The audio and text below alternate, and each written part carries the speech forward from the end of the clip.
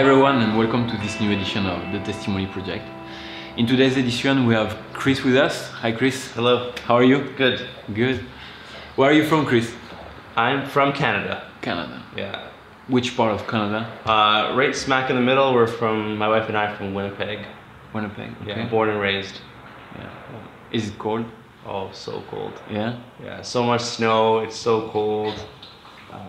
But it's a dry cold, so Yeah. I lived there my whole life, so you get used to it, and you get used to going to school when you're younger in the cold, and You need to be used to it. I don't think if I went there I would feel... no.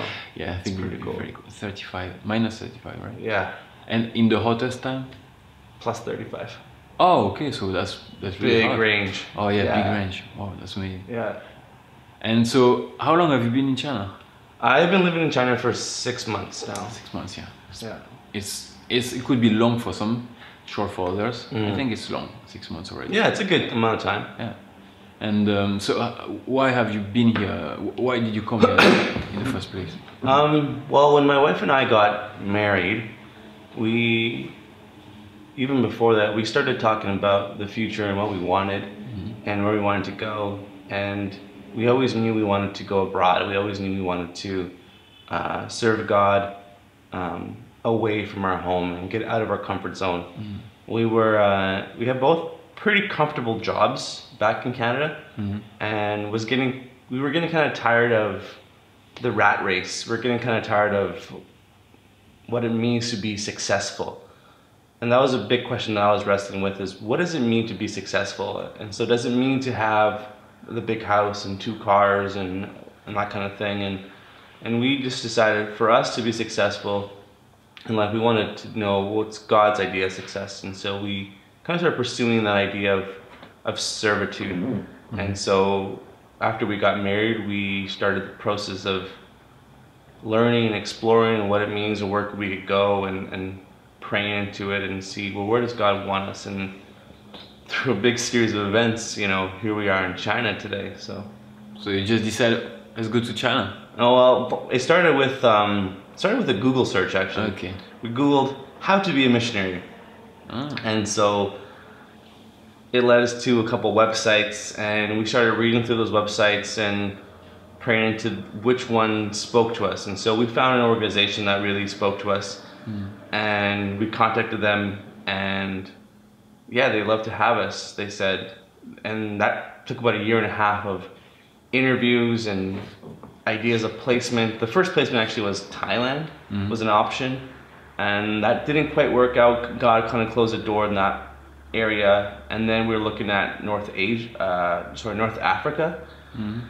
That didn't work out as well, so we kept looking, and then the opportunity came up for a school in China, and my wife, with her teaching degree kind of thing, felt like a perfect fit. We could work together, and as a newly married couple, we really wanted to work together and just serve together. So we prayed into that, and God said yes to that opportunity. So we started doing the paperwork and that kind of thing, and getting our visas ready, and then here we are. So it wasn't our first choice, but it was God's choice, I think, and so here we are. So you obeyed, and here you are, and so you guys are teachers? Yeah, we teach together the elementary students. All right. It's biblically based. We're Christians, and so we teach with that philosophy. We teach the children what it means to live life as a Christian. We try to show them a godly example of what a Christian couple looks like a healthy marriage.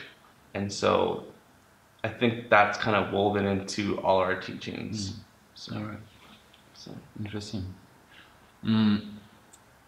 So have you always been a Christian?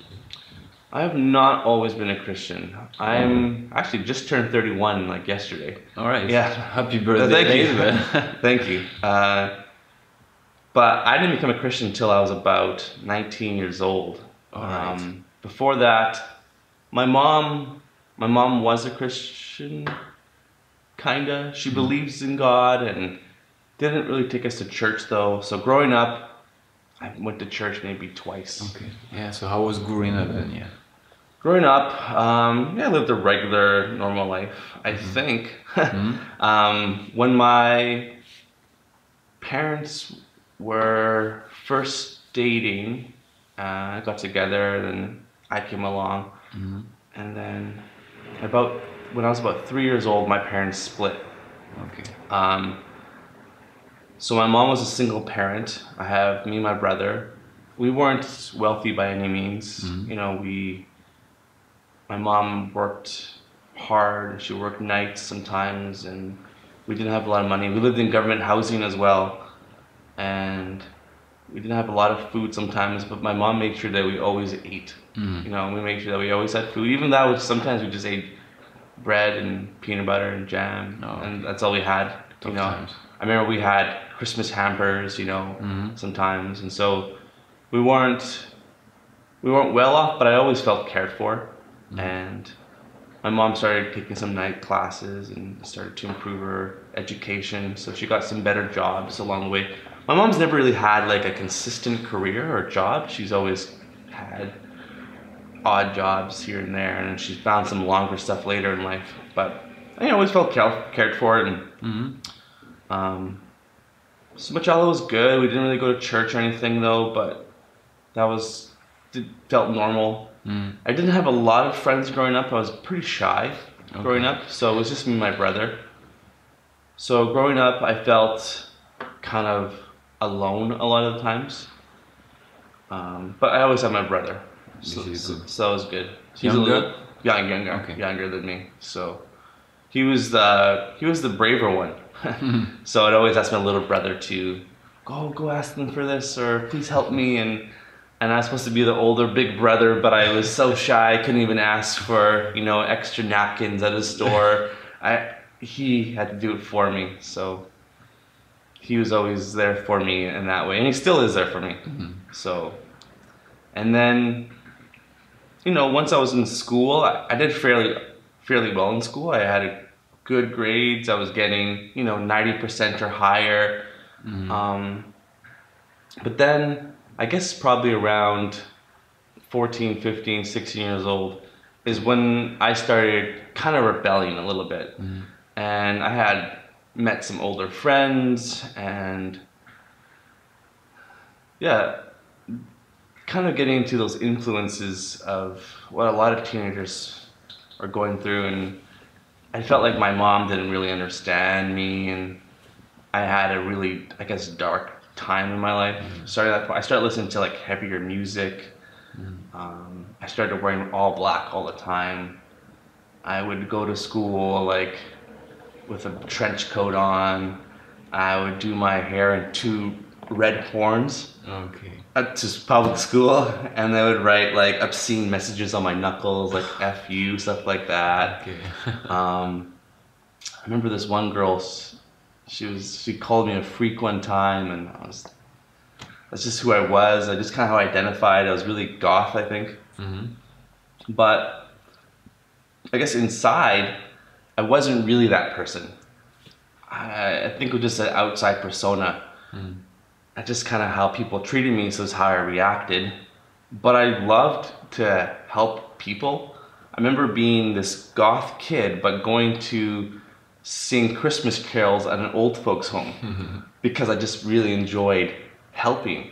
I remember wrapping gifts for kids who weren't gonna have Christmas, doing hampers and stuff for other families. And so there was this dichotomy inside me where I was really involved with helping and serving and community, but if you were to see me, I was this really dark and troubled person.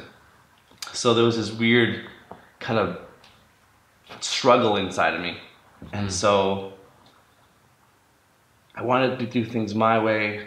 So by the time I was 16, 17 years old, I got a job working the overnight shift at Burger King. And so I was still going to high school at the time though. So I remember I worked overnight from about 11 till 7 in the morning, and then I would go to high school from like 8 to like noon. It's tough. Yeah, it was tough. And at that point, I had moved out of my mom's house. I had enough of the fights and stuff. So I had moved in with my dad, and I was living on my own for a bit, and that was tough. So working all night though, and going to school during the day, obviously my grades started to slip. Yeah. I remember being in class, falling asleep. Could only imagine. Yeah, I remember my tests. I would be writing my tests, and I would fall asleep, and my pen would just jerk, and you just see scribbles on my page. My math high school teacher actually one time came through the drive-thru of the restaurant I was working at and saw me in the drive-thru, and I think that's when she realized, something is wrong with this one of my students, and she had some pity on me. But I remember my math exam at the end of the year, I would have needed something like 200% on the exam in order to pass the course, because I had missed so many classes now. I'd fallen asleep too many times in classes that I was so behind and not understanding the concepts that I was now failing. From someone who was like 90% or above average to now failing. That was tough. And on top of all that, yeah, I was goth and I was dressing all in black, but at the same time I started getting into smoking weed, drinking. As soon as I turned 18, I was in high school as well, I started going to the bar almost every night, wasting a lot of money there. I would spend easy $100 to $200 every night on going to the bar. With your friends? Yeah, with my other friends who were 18 as well. I had some older friends as well. So I would come to high school when I wasn't working. I would come to school and I would be hungover. So there was no way, that I was gonna pass. Yeah. And so when I was in my grade 12 year, I was removed from school. My teachers told me, "There's no way you're gonna pass. You're gonna fail." So that was pretty tough. That was a hard pill to swallow when all my friends were graduating. Oh, okay. They were. I didn't graduate. Okay. On time, so I had to re-enroll as a mature student at my school with everyone else who didn't graduate, and there was a bunch of us actually. There was a few of us who didn't graduate, and I had one course to finish, my math. One course is what held me back. So that was really humbling. But throughout all this, still I'm doing this on my own. I'm not a Christian at this point. Even though, I probably needed God most at that point. I didn't really know who that was. But throughout all this, though, I was very interested in religion. Okay. It's something that intrigued me. So I started exploring religion a little bit more. I started looking to see like the Wiccan faith. Wiccan, Wiccan, magic stuff like that, and I actually looked into Satanism, Buddhist culture, even any range of stuff. It was not only dark; it was any range of stuff that I could find to fill me. So there's all these kind of broad ranges of religions that I was exploring, and I tried them, and I tried to find, I guess, what I was looking for in all these kind of darker religions. They also just interested me. I liked learning about religion, but none of them really filled me in the way that I wanted to be filled. And I could see myself going to this dark place. My dad, who I didn't have a ton of contact with, during this time though, became like a born-again Christian. He really committed himself to the faith. He was working for a Christian university at the time, and I guess people there helped him come to know Christ better. So when I kicked out basically out of high school, I remember my dad telling me, if you go back and finish high school, I will help and pay for you to go to this Christian university program that offers students the opportunity to go and travel and serve God, but that wasn't really interesting at the time, but to learn about religion and travel around the world. Well, that sounds great to me, because at this point in my life, I was not enjoying school at all. And the idea of going to travel, well, that seemed exciting.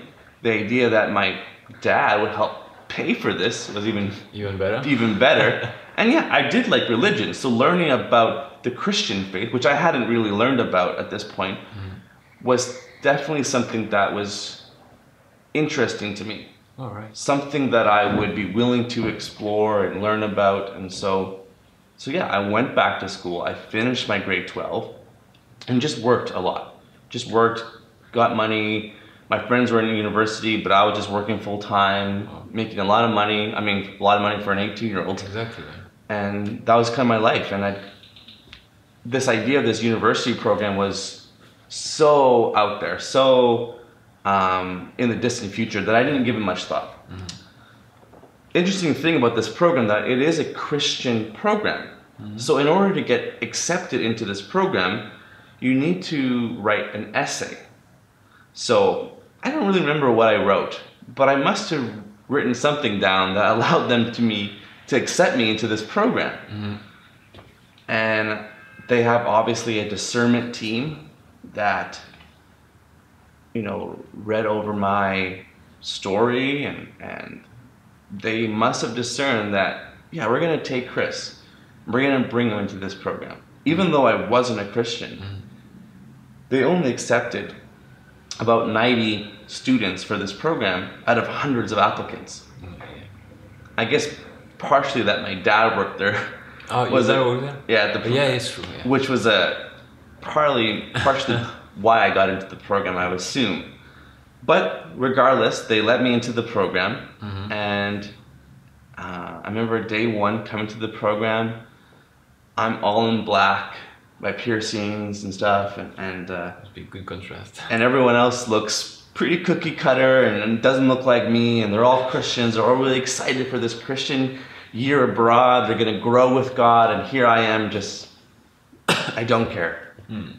And it's amazing to see that God had a plan the whole time. When I look back on that moment, and yeah, God, that was really the start of a crazy journey with God.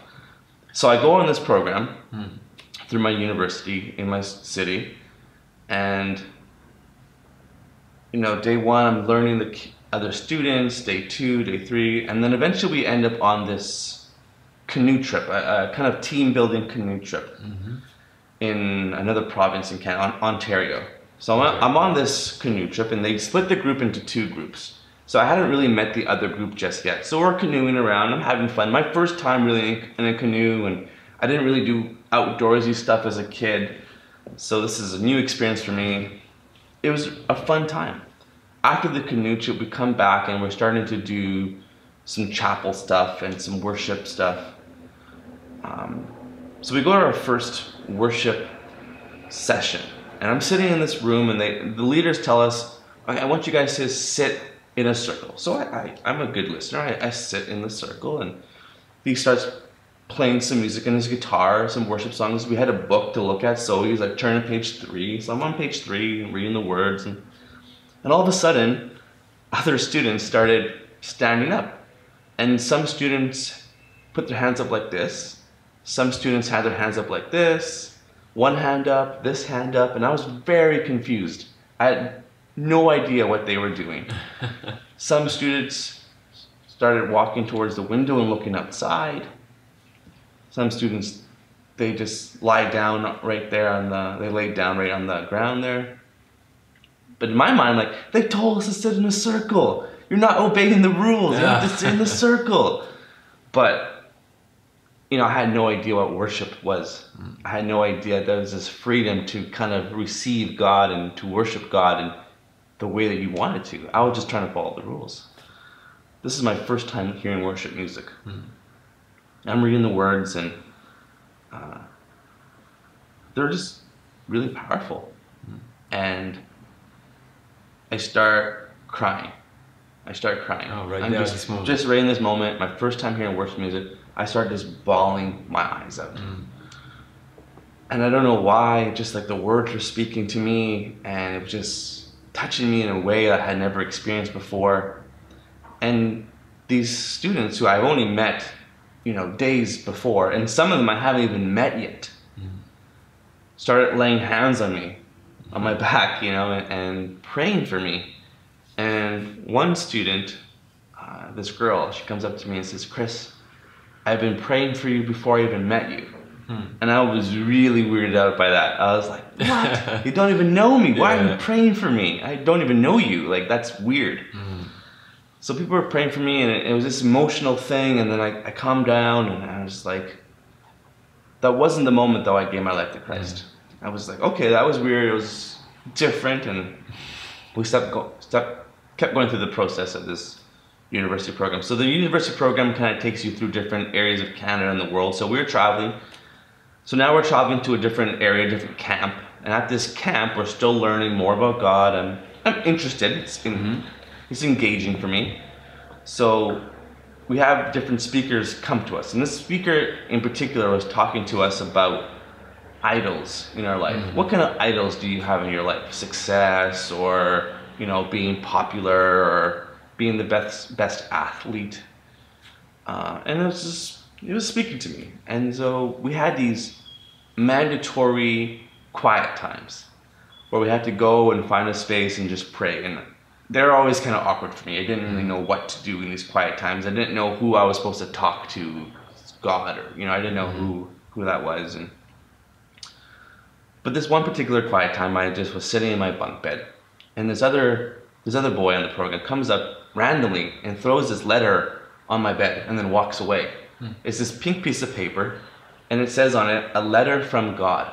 And so I opened it up, and it's a bunch of verses put together to make this letter from God. So how I knit you in your mother's womb, I knew you before you were created, and I read this, and all of a sudden I was like, this is true. This is true. This is the God that knows me, that created me, and has a plan for me. And I was reading this letter, and all of a sudden, like, I said to myself, I need this. I need this. I want this. I want whatever this is. But how do I do it? I have no idea. How do I do this? In the limited interaction with the other students, there was one student in particular that I identified as someone who was very spiritual. I could tell she was really into her faith. But we're at this camp, and during this quiet time, she could be anywhere at the camp. I have no idea where she is. And I knew there was 2 girl cabins. So I went to one of the girl cabins, and I knocked on the door, hoping she's there. I asked, hey, is she here? And she was in the cabin. And later on, she actually told me that she wasn't going to be in that cabin, but that particular day she decided to stay in the cabin and do her quiet time there. Crazy. Amazing. So she comes to the door and says, hey, can I talk with you? Can we go for a walk? So we go for a walk, and I just kind of expressed myself to her and said, you know, I'm not a Christian, but I want this. I want Jesus to come in my life, and I want what you guys have, and I want this. I want to be forgiven. What do I do? And so she tells me, well, you need to pray for Jesus to come into your life. You need to pray that Jesus takes away your sins and commit your life to following his teachings. Okay, no problem. Now, this is my first prayer ever. So I started praying the only way I know how. And the only language I spoke was riddled with swears. So my first conversation with God was, hey, God, this is real beep, this is real beep, F this guy, this, and this, and this. It was just swears. And thank you, God, come to my life, amen. The look in this girl's face after was like, she was a little shocked, I think, because that's not how you pray. But that's how I talked.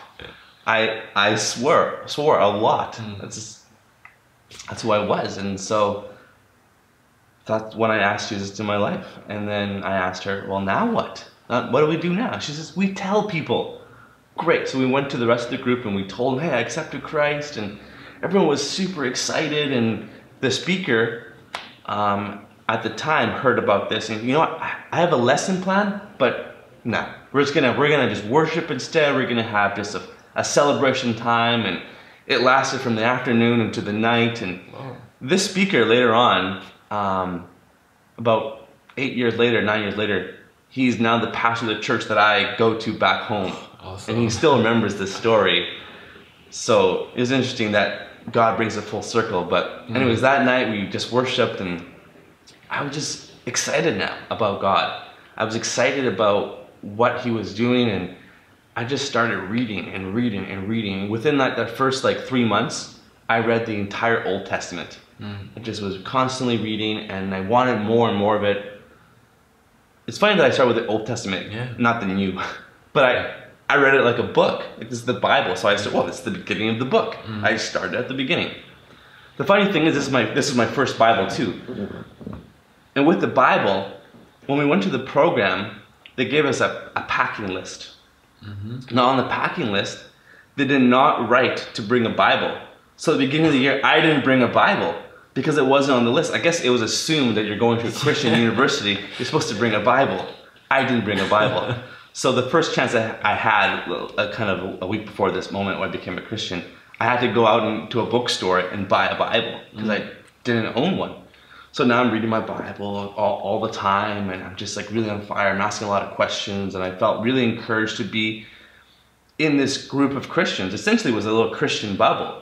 It was a perfect place, though, for me to just grow in my faith, because I was surrounded by other Christians who were my age and who were all seeking God. And it gave me this opportunity to ask the hard questions. It gave me opportunities to feel forgiveness, to feel grace, and to just really have an authentic relationship with Jesus. So the program is progressing. I'm on this discipleship program, and the leaders in the group of the university program, they were there to help guide me. And through that 1 year university year program, I grew so much. I grew a ton. At the end of the school year, when everything was done, I remember going back home and thinking, things are different now. Things are different. I was scared to go home. I mean, I had grown so much in the program. I actually got baptized on the program as well. Okay. Yeah, we were in the Caribbean at one point, and I got baptized there. And I mean, because the kids I was with, that was my church. I didn't have a home church. They were my church, so I said, in front of my church, I wanted to be baptized. So I got baptized in the ocean, which was a really cool experience. And then, but now coming back, my friends who I had left, when I first left for this program, they were not Christians. And now coming back, I knew I was going to have to face these friends who are not Christians, who didn't have the same experiences that I did, and somehow explain to them that I was different and that I wanted to pursue a different lifestyle. I didn't want to pursue a lifestyle of binge drinking and smoking pot and, you know, just not caring. That wasn't the life I wanted anymore. So coming back after the program was really tough. Having to face them, I felt ostracized. I felt like I didn't have any friends. I felt like my friends didn't understand what I was going through. I didn't have a home church, so I'm trying to find a church. Where do you even start looking for a church? You know, so I just walk into random buildings and I checked it out, listened to it. I didn't know how to judge a church. Is this the church for me? I had no idea. But during this time when I was on the program,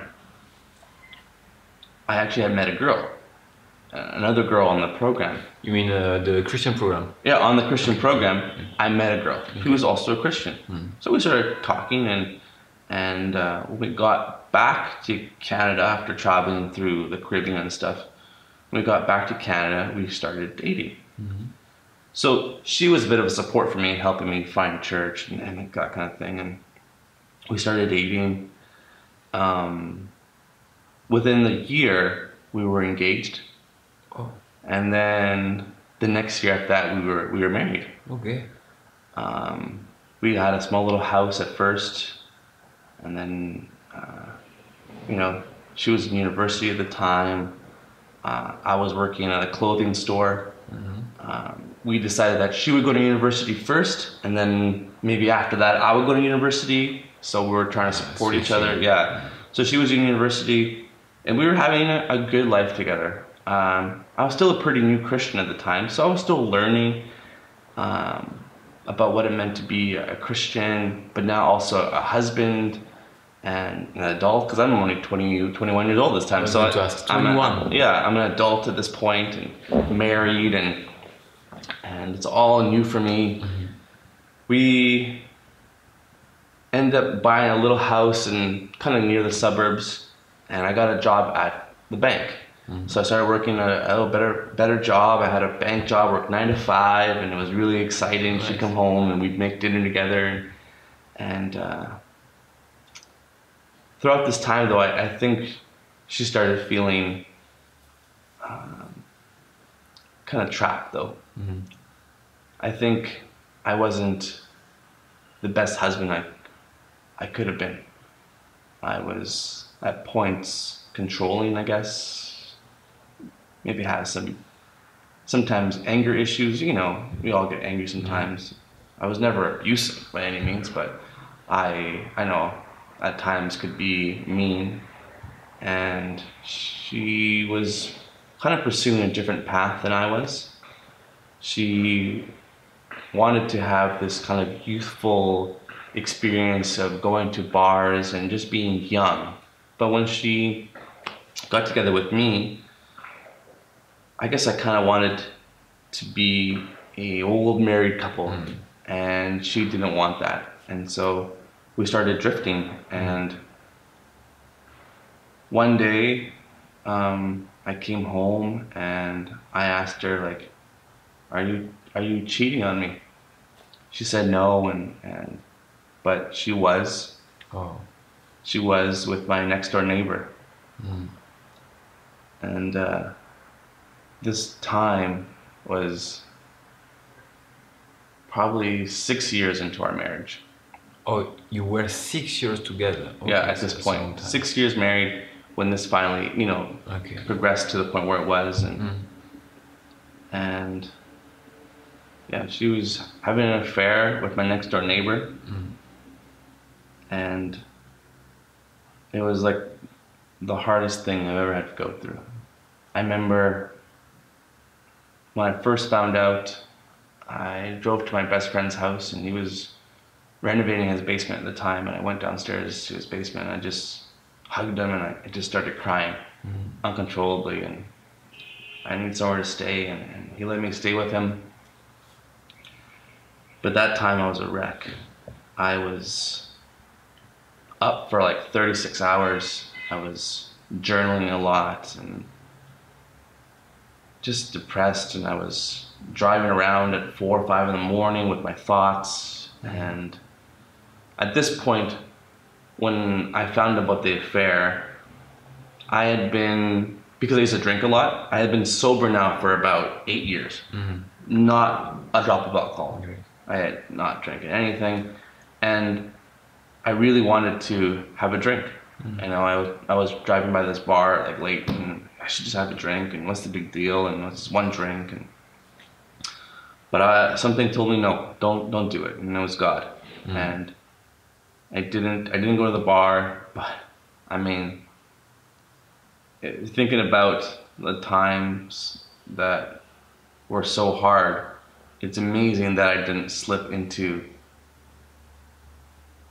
back to the bottle, and into easier. Yeah. At the time. Yeah. So I'm in this emotional state. I really want to work on my marriage. She didn't. She didn't want to pursue it. She had enough, she said. And we still have this house together, so I mean, what do? I'm emotional. Let's sell the house and kind of thing. So I'm staying in the house trying to sell it, and I can hear her upstairs on the phone with like a boyfriend now. She's like another guy she's like talking with, and it was hard. I mean, horrible. It was a wreck. And I remember just driving with her, 3 in the morning, just trying to figure something out, and she's crying, I'm yelling. I remember the neighbor who she had an affair with was also married and had kids. And that wife found out and was throwing rocks at our house, and she called me upset and scared, and I went to go pick her up, and It was a crazy time. Mm. And I sit here today as a changed person, but I know I would never have gotten through those moments if it wasn't for God. Yeah. If it wasn't for His strength that He gave me to just patiently endure each day. And I did have to endure each day. Each day was like living in hell for me. What comes to mind is she was Christian. Mm-hmm. And most people think, come on, she was Christian, you know, how can it doesn't work like this, you know? How would you explain that? With her, I think in the end she said that Christianity ruined our marriage. Okay. She said she didn't enjoy church at the end. She wanted different things. Maybe she thought I was too zealous and I cared too much about the church and the youth group and that kind of stuff, and I spent more time with them than with her. And maybe partially that's true, but she felt like God was kind of tearing us apart. Okay. So near the end of the relationship, she was really feeling angry at God and distant from God and started pulling away from that. And, you know, her family weren't really very strong Christians. It wasn't something they really pursued with their whole heart. So she didn't have a very solid foundation. So she started pulling away. And, yeah. But I mean, with God's help, here I am. So. Yeah. This, I just, for me, it's, and I cannot imagine anything like this. Yeah. So from this point then, so you went through the divorce? We went through the divorce. Yeah, we went through the divorce, and I had to find a new place to live, and the legal battles, and house and everything. My church at the time, I felt really alone in my church. There was no divorce care group at the time. So I went to one of the pastors and I said, you know, I'm going through this really tough time. Like, is there any kind of group? Is there any support? And so we started a divorce group at the church. And I met other divorced people, and it was great. It was a new community of friends, and we would share our divorce stories, and we would cry with each other, and we would laugh with each other, and we would encourage each other, and we would talk about whose lawyer was best, and oh, you have that lawyer? He's really good. Things like that. And it was this camaraderie that we formed, and we just were there for each other. And then I ended up from that group started leading a Bible study of divorced people in my house. Nice. And we just did life together as people who had this similar experience. And that was really a big part of my growth and recovery, was being around other divorced people. I didn't stay with the church though, because that church though, I felt at the time, and I've heard that they since changed this thing, they had kind of different views on divorced people that I was comfortable with. And I had never given much thought about what God thought about divorce until I was going through divorce.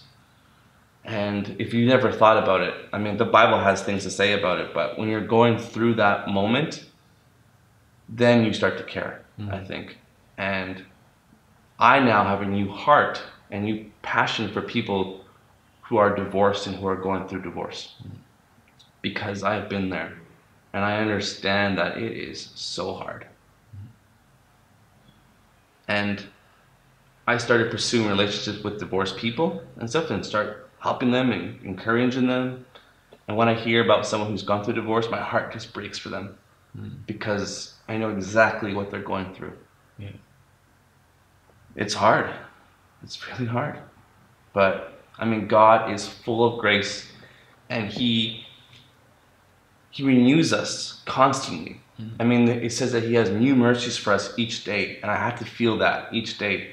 I mean, when it was fresh, when it was brand new, when it was just happening, I remember having to tell myself, okay, Chris, just get to the next minute. Just get to the next 60 seconds of your life. That's all I need you to get through. And that's how I live my life. And I was still going to work at the time. Yeah. And I had my own office, so I would close my office door sometimes and just cry. try to compose myself and have my next client come in. As things kind of went on, I was at the point where, okay, just hour by hour, get to the next hour, and then you'll be okay. And then I got to the point where just day by day, just get to the next day. If you cannot think about your ex for one day, then that's a big step. And then it was week by week, month by month, and then year by year. And that's how I grew. And I grew, though, with a group of friends, though. I remember my one friend called me up one time and said, hey, what are you doing? Nothing. Hey, I got extra tickets to this Blink-182 concert. Do you want to come? Yeah, I would love to go to that. So he takes me to the concert, and it's just a fun time, and it gets my mind off things. But when I was in that moment, though, if I didn't have friends like that, I would have sat at home and done nothing. Because even though I had friends, when you're going through this depression, you don't want to seek friends out. You don't want to get out of your room. I remember just sitting in the dark in my dad's house. I had moved in with him. Sitting in the dark in my room, doing nothing, lonely. I remember one time going to A&W to get a burger, not because I was hungry, because I just craved a conversation with somebody else. Oh, yeah. I just hadn't talked to anyone for a long time. I didn't want to see my friends, though. I didn't want to answer the same questions over and over again. How are you doing? And how can I help? I didn't want to have to explain my story over and over again. So I wanted to just go somewhere where I could have a conversation with someone and not have them not know that I was so sad and hurting. So I went to A&W and just ordered a burger and just, hi, how are you? And it was good for a moment. And I remember even going to the grocery store late at night and just walking down the aisles and having to learn how to buy groceries for one now. I don't know what I buy now. How do I cook for just one person? I remember going to church and always arriving 5 minutes late for church and leaving 5 minutes early because I didn't want to have to talk with anybody. And I would come to church with my hood up, my sunglasses on. I didn't want to see people, but I still wanted to go to church. But I would always leave early so that people couldn't talk to me. I remember people who I never told that I was going through a divorce knew I was going through a divorce. And I was wondering, who told you? How do you know? And I remember just feeling that it has to get better. It has to get better than this. And it did. It did get better. And as cliche as it sounds, time does heal all wounds. Yeah, it's true. And just through time and friendships and God took me through this program of just recovery, and a couple of years later, when my divorce is now finalized, I'm feeling healthy again. Good. And I meet a girl. I meet another girl. Good. And where did you guys meet? We met at a wedding, actually. Oh my God. At this point, after I was going through my divorce, I had a lot of free time on my hands. What do I do with all this time now? So I was always interested in music and DJing. So I started DJing. And I started DJing with some friends and people I met, and I started DJing weddings and parties, and so word got out that I'm a DJ, and so I started DJing more and more and more, and I was at this wedding DJing for this couple. I hadn't met them before, so I'm at this wedding, and I see that they're in their reception and their ceremony, they're praying a lot. And so I think they might be Christians. So I go up to them, and I'm not normally this bold at weddings, but I go up to the couple and say, hey, congratulations. Are you guys Christians? They're like, yeah, we're Christians. Like, hey, just so you know, I'm a Christian too. And I want to make sure that I play some good music for you at your wedding. Great, I'll play some Christian stuff for you. Like, oh, awesome. So I start playing some Christian music for them, and we have a great time. It's a fun wedding. At this wedding, there's this girl, a really pretty girl. So she comes up to me and she's talking to me. She makes a couple of requests for songs, and she's dancing. She's It's just cute. And then that's the end of the night. She goes home, the couple goes home, I pack up my stuff, I go home. Later I find out that this couple that I had talked to went up to the girl that I saw and said, hey, thanks Becky for dancing at our wedding. Did you know that our DJ was Christian? And she at this point had thought I was cute looking DJ. And she says to herself, I should have talked to him. He was a Christian and he's cute. She had no idea. She's like, well, I missed my chance. That was it. You know, I saw him at this wedding, you know, and, you know, the friend, the married couple, well, we can give you his number. And she's like, nah, that'd be weird kind of thing. That's fine. You know, I won't do that. And at the time, actually, I was dating this other girl, actually. So it worked out that I didn't get this Becky's number at the time. Fast forward a couple months later, I'm staging another wedding for one of my old boss's daughters. Happens to be Christian too. So I'm at this Christian wedding, and who comes to this wedding? There she is. She comes again. I mean, the Christian world in our city is, I mean, everyone knows everyone in our city, and then the Christian bubble is even smaller. I mean, you kind of get connected with like-minded people. So she's at this wedding too. And I see her there. And I recognize her from the other wedding because she was the cute girl at the wedding. And she recognized me too. So she comes up to me and she says, hey, do you remember me from the other wedding? I'm like, yeah, I remember you. And so she requests some songs and I see her dancing and I'm feeling excited. I'm dancing with the crowd. I'm trying to get the crowd going. Hey, everyone, let's have a good time. Congratulations to the new couple. Let's have some fun dancing. So she's feeling bold though. Becky is feeling bold and she says, what? She's with her friend and she says, well, I have to talk to this guy. I saw him before, I see him again, I need to talk with him. So her friend encourages her, go talk with him.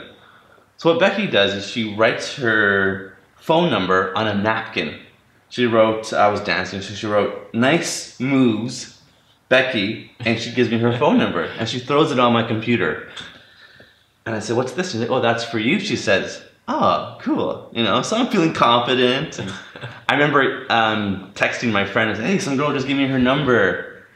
And he's like, oh, cool, you should call her. So at the end of the night, after I pack up and go home, it's about, 1:30 in the morning, I send her a message and says, hey, nice moves yourself.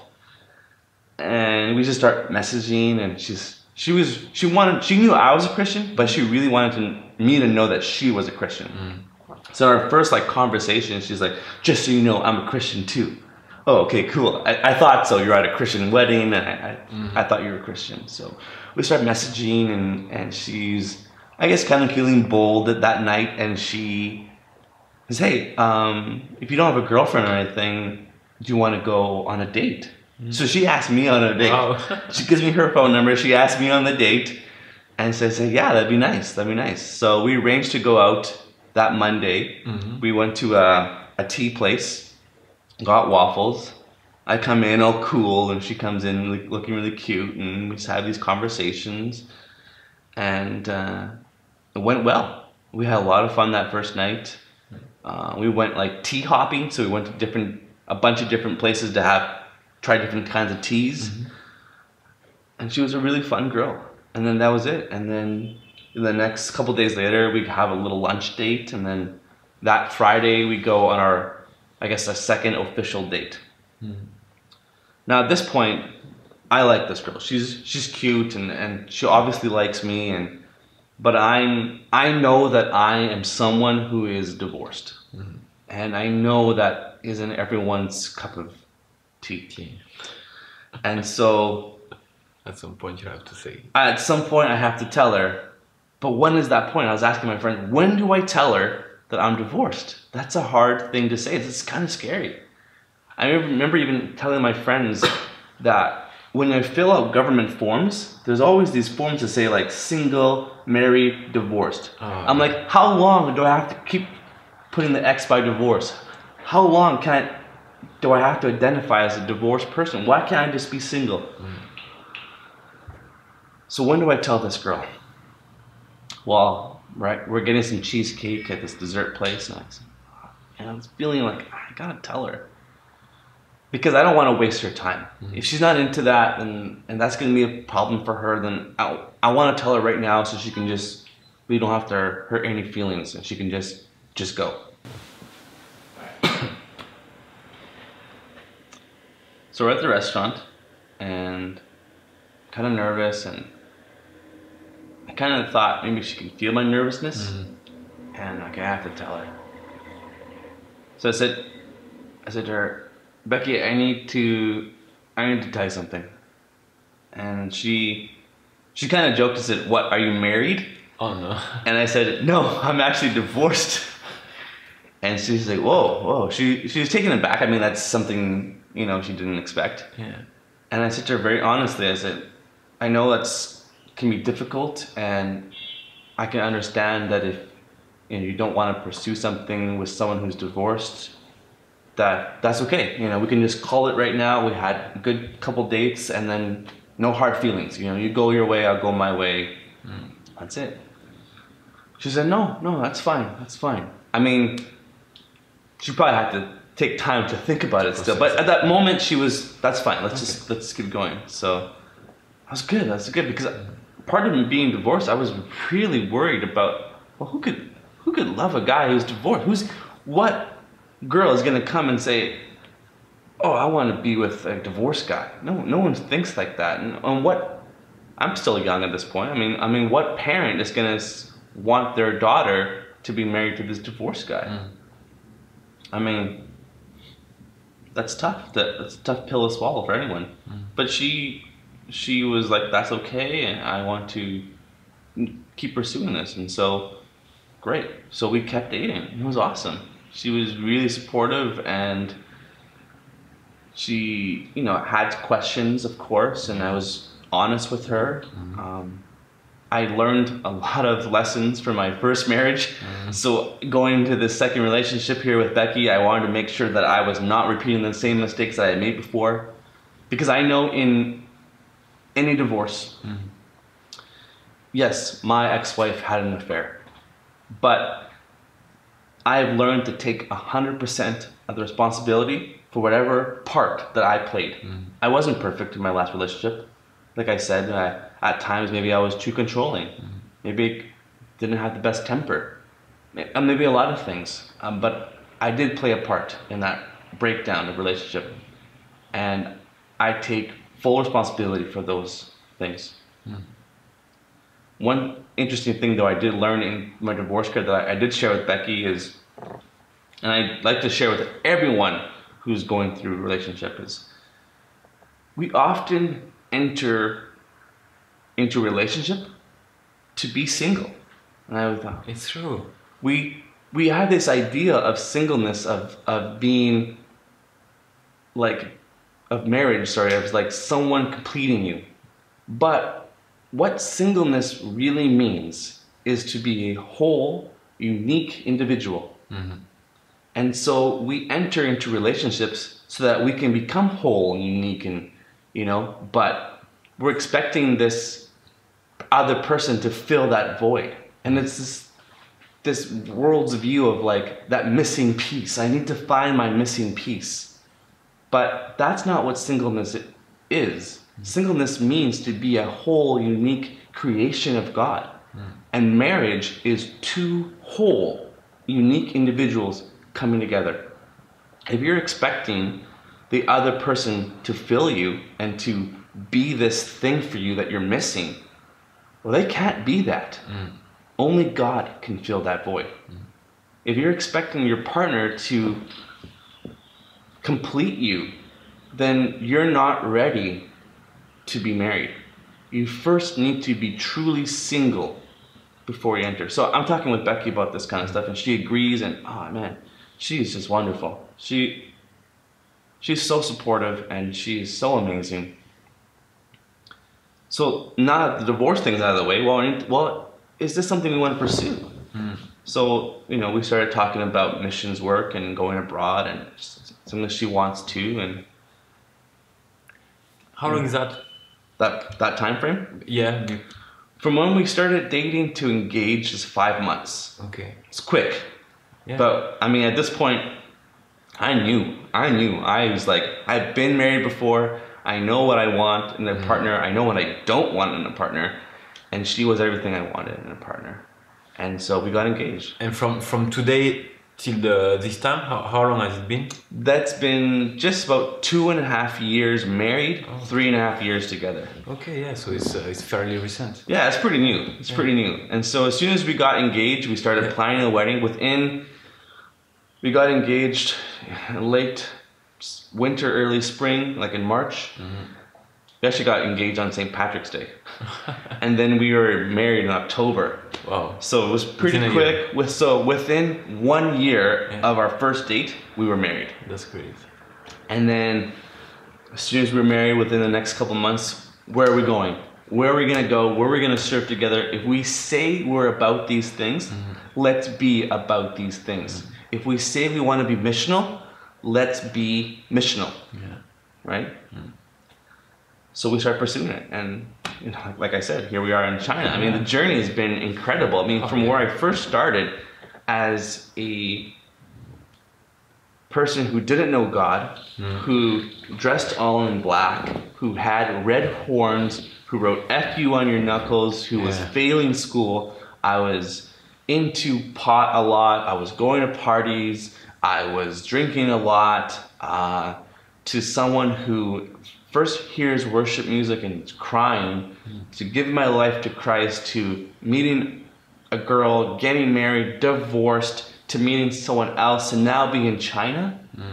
That's a lot of stuff. That's a crazy journey. Yeah.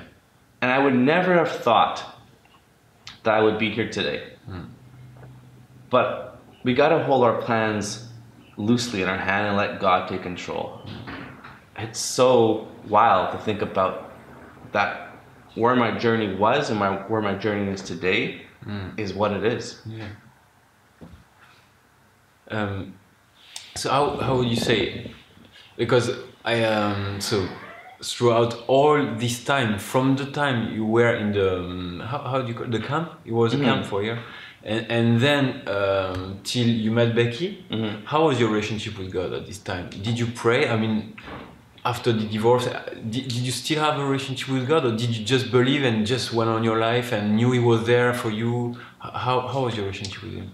I think my relationship with God has gotten better. I mean, even in that toughest time of divorce, I knew God was there. I didn't waver. Okay. I knew He was there. I relied on Him, and that taught me, though. That moment really tested my faith. It's like it asked the question, what do you really believe? And in the toughest time of your life, how are you gonna act? And I prayed a lot. Okay. Yeah. I prayed so much. Do I ever have times of like a plateau? Yeah, of course. I mean, I have stagnant times where I don't feel as connected to God, and I mean, do I have great moments of relationship with God? Definitely. I have huge moments, and when I think of what God has done for me in my life, I am so thankful. I mean, it's because of my relationship with Him that I'm able to sit here today. If He hadn't been there to pull me out of my darkest time, then I wouldn't be here today. I mean, it's by His grace. It's amazing. Yeah, that we're here. So today, you find a church here. You are attending there. Yeah, we go to international church here in the city, and it's great just to be around other believers from around the world, and it's interesting to hear different styles of worship. It reminds me of that first time I heard worship. Right, everyone's doing different things. I'm not sure what I'm supposed to do, but I have a better foundation today. So, I mean, I worship my own way. Sometimes I sing. I'm not the best singer. Becky is an amazing singer. I like to sing and air drums sometimes, but that's just how I worship. And it's great to see the congregation of believers from different backgrounds, some dancing, some sitting, some standing, some hands up. It feels like that first time again. Yeah, that makes me think about this. Like, people might have this question you had, and they always try to, in other religion you have to do it like this. it has to be like that at this time, moon and this and that. With God, it's so different. I mean, God is our Father, and I like to always repeat this. He's our Father, meaning He takes you the way you are. So if you want to come to Him and just pray, you were swearing the first time, I'm sure he listened to it. He listened because He's our Father. He forgives us, and He listens. He doesn't care the way we dress. He doesn't care the way we are going to pray to Him. We just need to act as children to a Father. I mean, that's the simplest advice we could give to people. The fact that God is a Father, like you're saying, is probably one of the biggest reasons I came to Christ. All right.